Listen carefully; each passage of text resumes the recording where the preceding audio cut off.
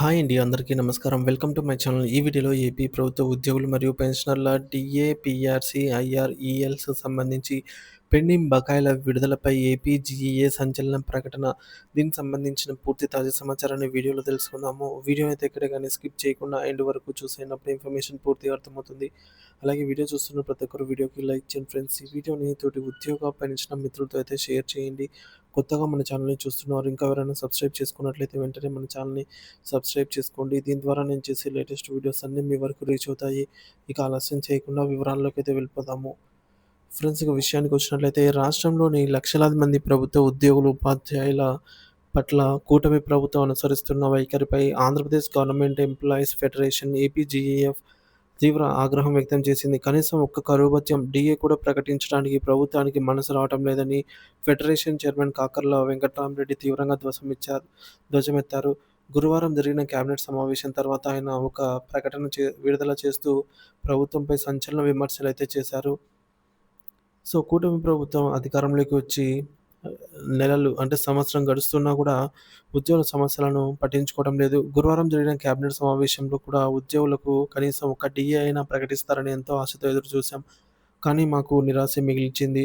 వేల కోట్ల రూపాయలను ఇతర కార్యక్రమాలకు ఖర్చు చేస్తున్న ప్రభుత్వానికి ఉద్యోగులకు న్యాయంగా చెల్లించాల్సిన డీఏల మీద మాత్రం ఇంత నిర్లక్ష్యం చూపడం బాధాకరమని వెంకట్రామరెడ్డి ఆవేదన వ్యక్తం చేశారు. హామీల విస్మరణ, గత ప్రభుత్వంతో పోలిక.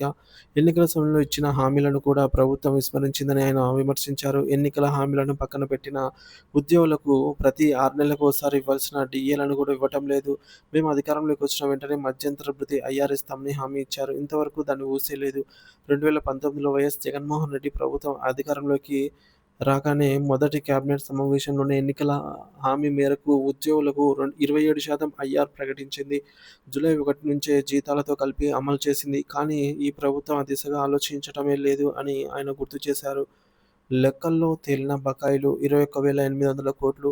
ప్రభుత్వ లెక్కల ప్రకారమే ఉద్యోగులకు భారీగా బకాయిలున్నాయని వెంకట్రామరెడ్డి స్పష్టం చేశారు. గత ఏడాది జూలైలో ప్రభుత్వం విడుదల చేసిన శ్వేతపత్రం ప్రకారమే ఉద్యోగులకు 21,800 కోట్లు బకాయిలు చెల్లించాల్సి ఉంది. ఇందులో అధికంగా డీఏ బకాయిలు, పాత పీఆర్సీ బకాయిలు, సరెండర్ లీవ్ బిల్లులు ఉన్నాయి. మార్చి 2024 వరకు జీపీఎఫ్ బిల్లులను గత ప్రభుత్వమే చెల్లించింది. కూటమి సర్కార్ వచ్చాక బకాయిలు చెల్లించిన దాఖలాలేమీ లేవని ఆయన విమర్శించారు. ఆర్థిక మంత్రి కూడా మాట కూడా నీటి మాటే. సంక్రాంతి పండగకు పోలీసులకు 2 సరెండర్ లీవ్ బకాయిలు చెల్లిస్తానని స్వయంగా ఆర్థిక మంత్రి హామీ ఇచ్చారు. కానీ ఇప్పటివరకు కేవలం ఒక్క బిల్లు మాత్రమే చెల్లించారు. ఇది ప్రభుత్వ చిత్తశుద్ధికి నిదర్శనమని ఆయన విమర్శించారు. ప్రభుత్వానికి ఏపీజీఏఎఫ్ డిమాండ్లు. ఉద్యోగుల సహనాన్ని పరీక్షించవద్దని హెచ్చరిస్తూ ప్రభుత్వం తక్షణమే స్పందించాలని వెంకట్రామరెడ్డి డిమాండ్ చేశారు. మొత్తానికి ఈ విధంగా పెండింగ్‌లో ఉన్న డీఏలలో కనీసం ఒకటైనా తక్షణమే ప్రకటించి విడుదల చేయాలి. ఎన్నికల మేనిఫెస్టోలో హామీ ఇచ్చినట్లుగా మధ్యంతర భృతి ఐఆర్‌పై స్పష్టమైన ప్రకటన చేయాలి. ఉద్యోగులకు చెల్లించాల్సిన 21,800 కోట్ల బకాయిల చెల్లింపులపై ఒక కార్యాచరణ ప్రకటించాలి. ప్రభుత్వం ఉద్యోగుల సమస్యలపై దృష్టి సారించి వారి ఆర్థిక ఇబ్బందులను తొలగించాలి అనైతే డిమాండ్ చేయడం జరిగింది.